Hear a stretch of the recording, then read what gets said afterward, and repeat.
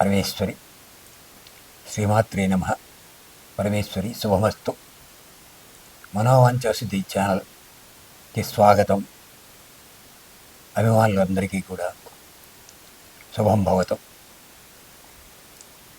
మనం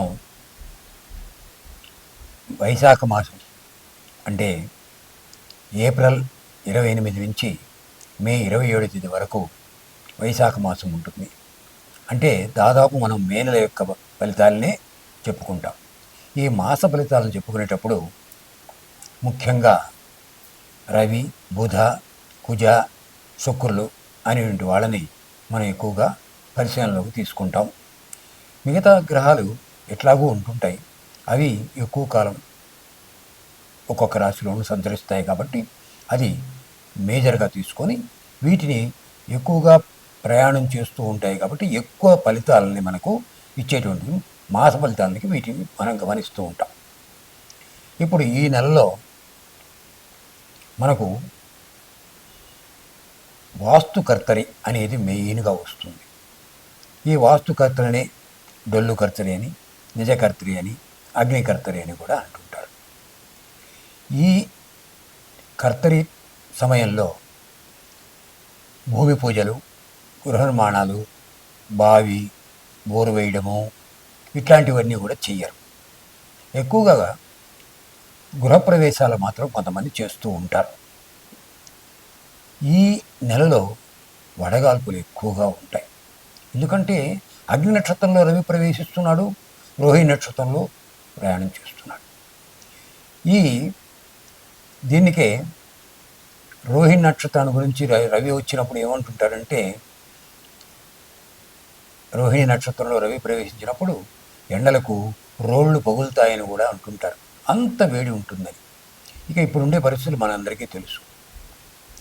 ఈ నెలలో 14వ తేదీ సరస్వతి నదికి పుష్కరాలు వస్తాయి. అలాగే వృషభ సంక్రమణం కూడా ఏర్పడుతుంది. అయితే ఈ నెలలో వైశాఖ మాసంలో తీసుకున్నప్పుడు 30వ తేదీ అక్షయ తది వస్తుంది, మహావైశాఖి కూడా. ఇప్పుడు ఈ అక్షయ తదిను ఏ రకమైనటువంటి ఫలానా రాశి వాళ్ళు వీళ్ళని కాకుండా అందరూ కూడా గంగా స్నానం, లేదు గంగాని తలుచుకుంటూ స్నానం చేయడం, దానము, పెద్దవాళ్లకు పూజలు చేయడము, శ్రాద్ధములు పెట్టడము, ఇవన్నీ కూడా చేసినట్టయితే అక్షయ ఫలప్రదము అని చెప్పేసి అంటారు. ఇది చాలా మంచి అనుకూలత కలిగించేటువంటిది ఈ నెల. ఈ వైశాఖ మాసం అనేటువంటిది మనం ఫలితాలు చెప్పుకునేటప్పుడు ముఖ్యంగా గమనించవలసింది ఏంటంటే, ప్రతి రాశిలోనూ 9 నక్షత్ర పాదాలు ఉంటాయి. మనం ఫలితాలు చెప్పుకోవడానికి స్థూలంగా చెప్పుకునేటప్పుడు రాశి ఫలితాలు అంటాం. కానీ ఆ రాశుల్లో ఉండేటువంటి నక్షత్రాలను మనం తీసుకున్నట్టయితే అప్పుడు ఆ నక్షత్రాల్లో పుట్టిన వాళ్ళకి ఎలా ఉంటుంది అనేటువంటిది మనం చక్కగా తెలుసుకోవచ్చు. ఇప్పుడు ఈ నక్షత్రాల ఫలితాలు తీసుకునేటప్పుడు ఏమిటంటే, ఒక విశేషం ఎందుకు తీసుకుంటున్నాము, ఎందుకు మే నెల చెప్పకుండా వైశాఖ మాసాన్ని ఎందుకు తీసుకుంటున్నాము అంటే, శాస్త్రంలో ప్రతి మాసానికి ఒక మాస నక్షత్రానికి, ప్రతి నక్షత్రానికి మాసానికి అధిపతి ఉంటారు. అంటే మాసాధిపతి ప్రతి నక్షత్రానికి మారుతూ ఉంటుంది. ఆ మాసాధిపతి ఆ నక్షత్రానికి సంబంధించినంత వరకు కూడా ఫలితాలు ఆ నెలలు ఆయన చూసుకుంటుంటారు, అధిపతి కనుక. సో ఇలా మనం నక్షత్రాల బట్టి కానీ మనం ఫలితాలు కానీ తీసుకోగలిగినట్టయితే ప్రతి రాశి ఫలితాలు కూడా మరింత సూక్ష్మంగా తెలుసుకోవడానికి ఎక్కువ అవకాశం వస్తుంది.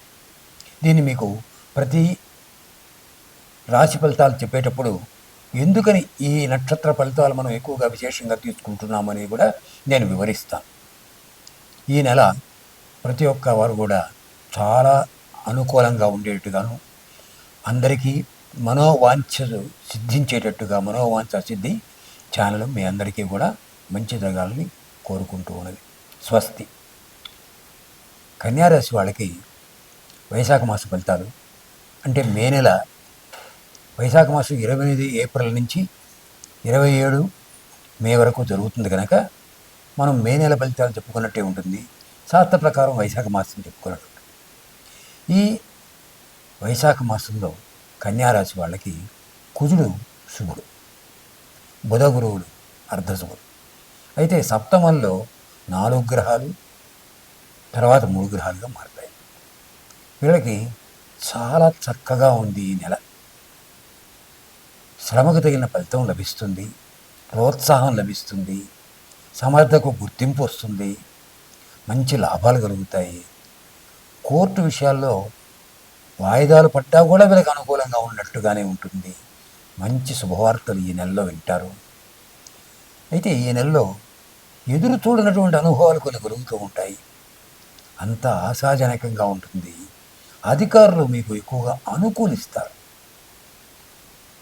మిగతా ఉద్యోగులకు వాళ్ళు కోరుకున్న రకంగానే బదిలీలు, పదోన్నతులు అవి కూడా లభించే అవకాశాలు బాగా ఉన్నాయి. ఈ వైశాఖ మాసంలో అనేకమైనటువంటి మంచితనాలతో పాటు ఉత్తర నక్షత్రం వాళ్ళకి కుజుడు మాసాధిపతి. అందువల్ల చాలా చక్కగా కొన్ని ఫలితాలు ఇస్తూ కొంత అనుకూలత అక్కడక్కడ తగ్గినట్టుగా ఉంటుంది. హస్త నక్షత్రం వాళ్ళకి బుధుడు అధిపతి అవుతూ అనుకున్నది అనుకున్నట్టుగా జరిగేట్టు చేస్తారు. చిత్తా నక్షత్రం వాళ్ళకి గురువు అధిపతి అవుతూ కోరుకున్న విధంగా అనేక మంచితనాలు ఏర్పడుతూ ఉంటుంది. ఇప్పుడు ఉత్తర నక్షత్రం వాళ్ళు విష్ణు పూజ, లక్ష్మీ పూజ, విష్ణు ఆలయ దర్శనం చేసినందువల్ల చాలా మంచి జరుగుతుంది. అలాగే హస్త నక్షత్రం వాళ్ళకి లక్ష్మీ నృసింహస్వామి ఈ దర్శనం చేయడము, పండ్లు దానం చేయడం వల్ల వీళ్ళకి చాలా అనుకూలంగా ఉంటుంది. చిత్తా నక్షత్రం వాళ్ళైతే దుర్గా, ఆంజనేయ స్వామికి పూజలు వగైరాలు చేయించినందువల్ల చాలా కలిసి వస్తుంది, అడ్డంకులు తీరుతాయి. వీళ్ళకు చంద్రాష్టమం మే 24, 25, 26 తేదీల్లో ఉంటుంది కనుక భావోద్వేగాల్లో మార్పుల వల్ల కొంత వృధా ఖర్చులు తిప్పట ఆ సమయంలో ఏర్పడేదానికి అవకాశం ఉంది. ఆ సమయంలో తీపి పదార్థాలను కానీ వీళ్ళు పంపకం చేసినట్టయితే చాలా అనుకూలమవుతుంది. కనుక తప్పకుండా ఈ నెలలో వీళ్ళకు ఎక్కువ శుభాలు కలుగుతాయి. కాబట్టి మనోవాంఛలన్నీ సిద్ధిస్తాయని భావిస్తాము. స్వస్తి, శుభమస్తు.